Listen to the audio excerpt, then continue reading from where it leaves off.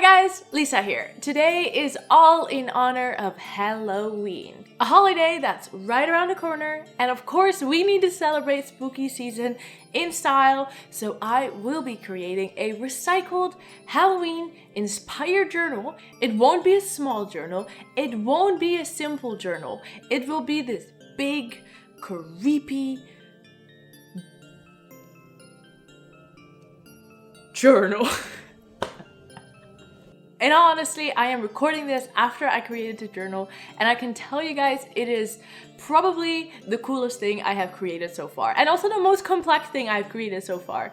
I am impressed with the fact that I managed to make that. So if you want to see my take on a Halloween journal, then get in that spooky zone and please keep on watching. Woo! That's a ghost. That's a ghost. Okay, so here's the pulp I made from recycled paper, and I added coffee so it would get a little bit of that old aged color. I let it sit for a few hours. If you want a more darker color, you can let it sit for longer. I also add some coffee to my container of water to help with the color as well.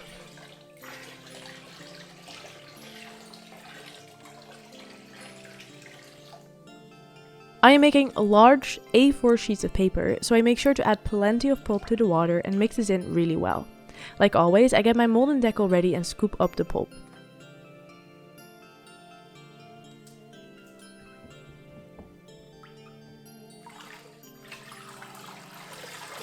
Because it's relatively large, I really have to try to get all the pulp spread out evenly. With smaller deckles, this happens a lot easier. I then carefully remove the frame as to not drop any water droplets onto the just formed sheet, because that would leave little dents in the paper. I then lay out a transfer sheet. I make sure to pick a cotton sheet with a texture similar to the mesh on my deckle, so both sides of the page will be relatively similar. I press the deckle with the pulp into the cloth firmly and make sure to use my sponge an excessive amount.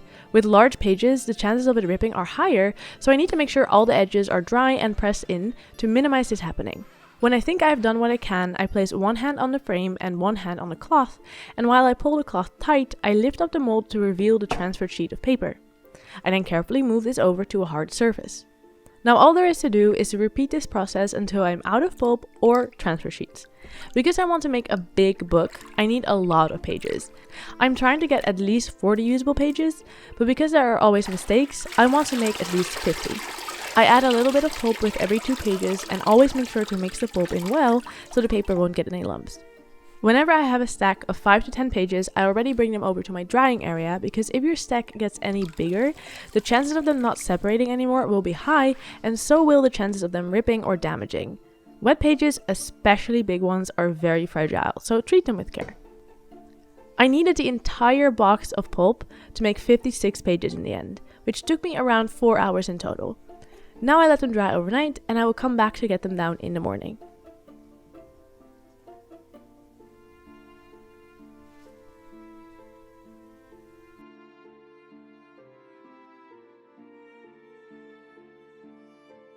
Here is the entire stack of the recycled pages.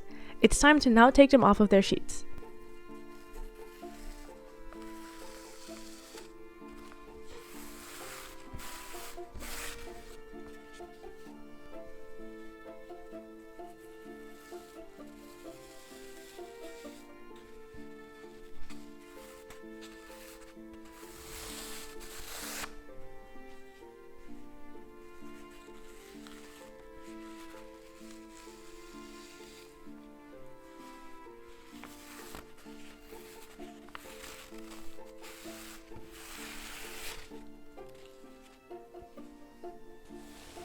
You can see that the edges are quite curled, so we will need to flatten them before I can do anything with them.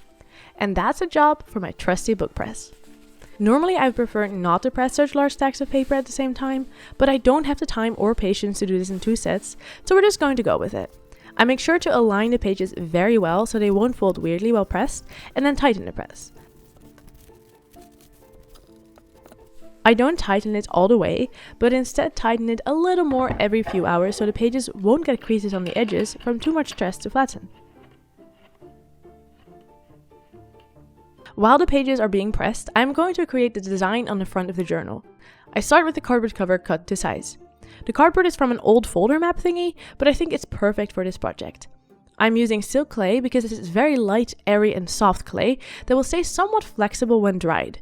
So that way the cover won't be this block of hard clay that isn't nice to use or carry around. It works a little different, but once you get the hang of it, you can still do a lot. The idea that I'm trying to create is a monster face with 4 eyes and a lot of sharp teeth. I'm not entirely sure how well this is going, but I'm going to do my very best.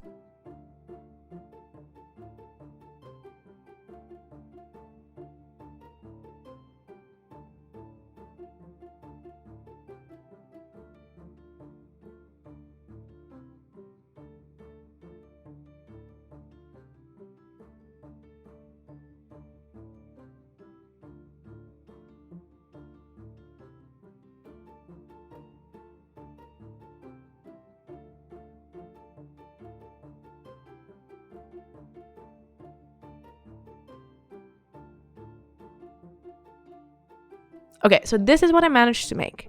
I like the mouth and the teeth, but I feel like the monster looks more scared than scary. But you know, that can also be a look. Now I'm going to let this dry for a day.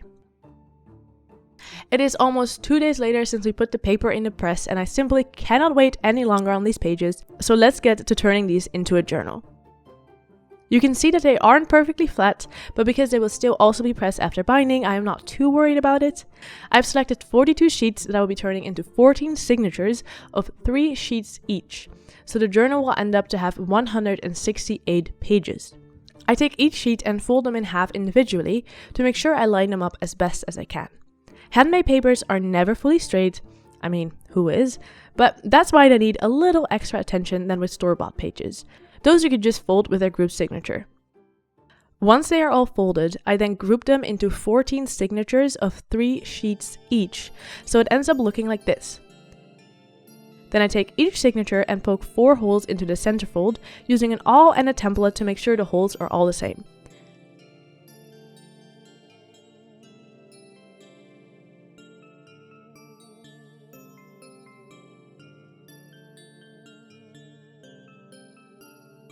Now the text block looks something like this, and we can finally move on to the binding.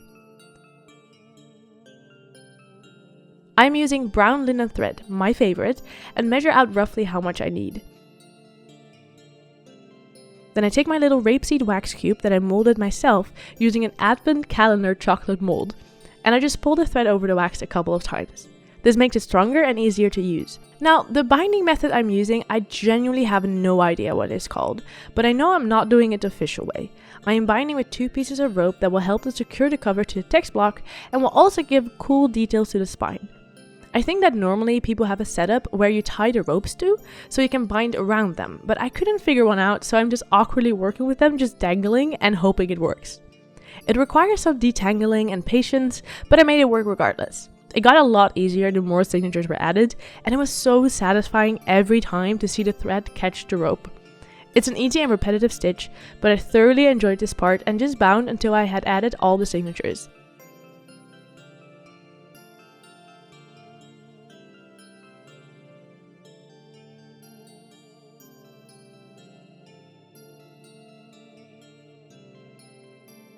Then I just tie it off and cut off any excess strings.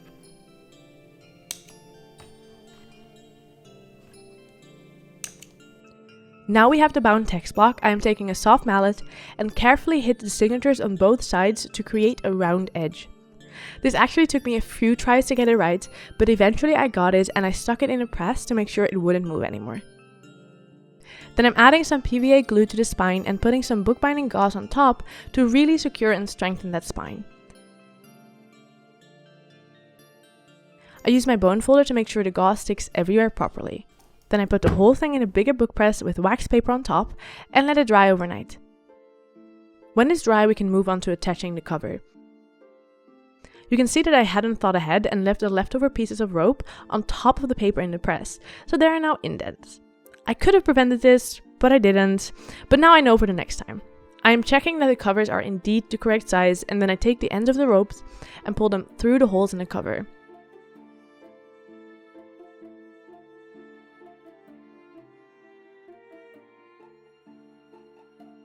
Then I take a needle and separate the strings of the rope as much as I can before adding PVA glue. This way they will be flatter and have more surface area, so they will attach and fit better inside the journal. I do this with both covers and all 4 pieces of string.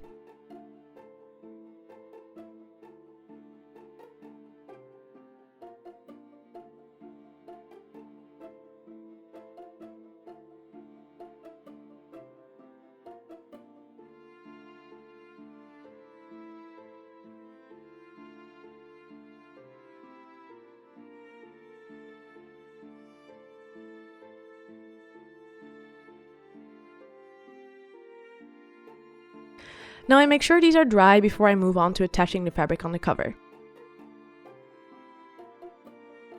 I'm using this fake orange leather that I will drape over like this and hoping that I can have the monster face pop out enough to make it clear.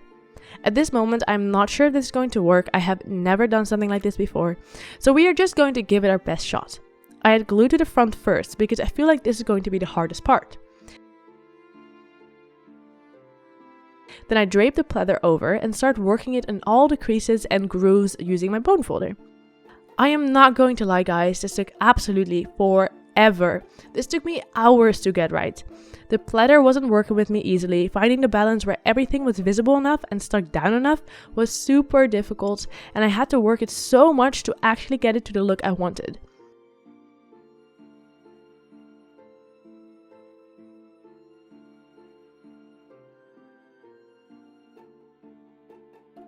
In the end, I managed something that I was content with, and then I also attached it to the spine and the back.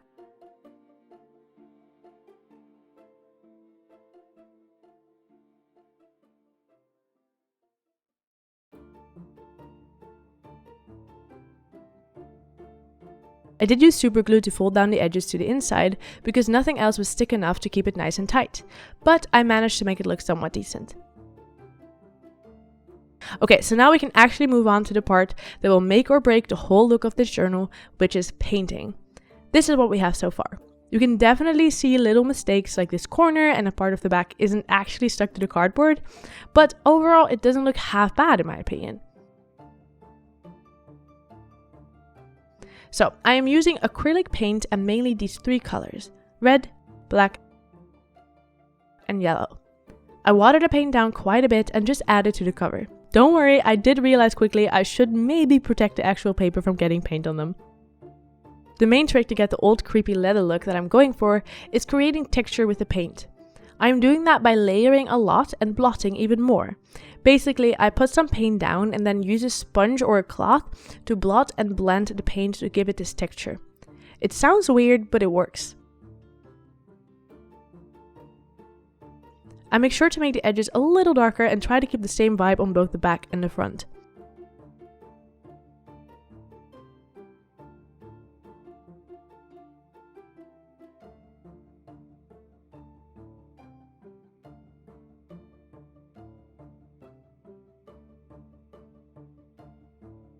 Of course, the inside pleather needs to be painted as well, so make sure to do that and to get any other visible spots because we need a cohesive look. Now, when the paint is dry, there's only a few last steps. I add an acrylic varnish on top of the cover because I don't want any of the paint to move when you're using and holding and carrying this journal. I did realize a little too late that the varnish was old and I added too much to the front, so it created too much texture and issues there, but I tried to fix it as much as I could. Then the very last step is to add the end pages, so the covers are properly attached and the strings and all the ugly things are worked away.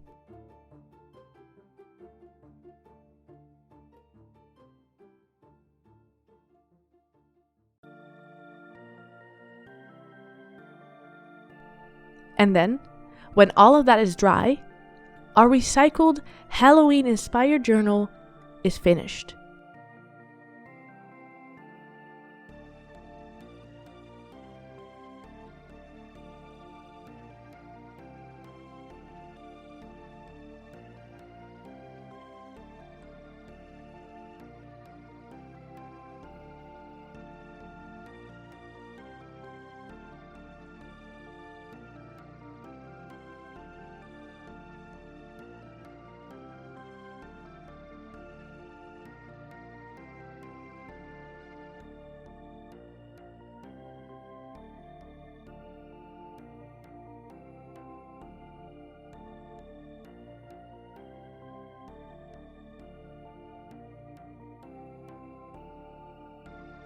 And there it is, the Halloween themed journal of this year. I hope you like it. Honestly, this took me so long. I get the question of how long it actually took me quite often. So for this project, I actually timed it and it came down to between 17 and 18 hours of work, and that is just physical work. So this does not include any setting up, cleaning up, pressing, or drying time. That is just me putting in the effort. And okay, so we can definitely say that some of it will be because it's my first time trying that, but there's also just a lot of work that goes into a journal like this, but I wouldn't want it any other way. It's just very clear that it's my first time doing a big book like this that's hardcover, but I am actually really happy with the result. I think it looks so cool and so unique, and that is what I go for. I don't know if it's necessarily as creepy as I wanted, but I love it regardless, and I hope you do too. I hope maybe I inspired you to give this a shot yourself, and otherwise I hope you just enjoyed watching the process. Like always, thank you so much for watching, and if you want to see more of me, you can follow me on TikTok and Instagram at nevermindlisa on both, and make sure to subscribe if you want to see more of me on here. And for now, thank you so much for watching, and I'll see you next time. Bye bye! I mean, ooh! It won't be a simple thing. It will be a bad big boy. I can't say that. No, that sounds so bad. I can't say bad big boy. That sounds so bad. Scrap that. We'll make it something else. Let's think. We're gonna say that's less bad.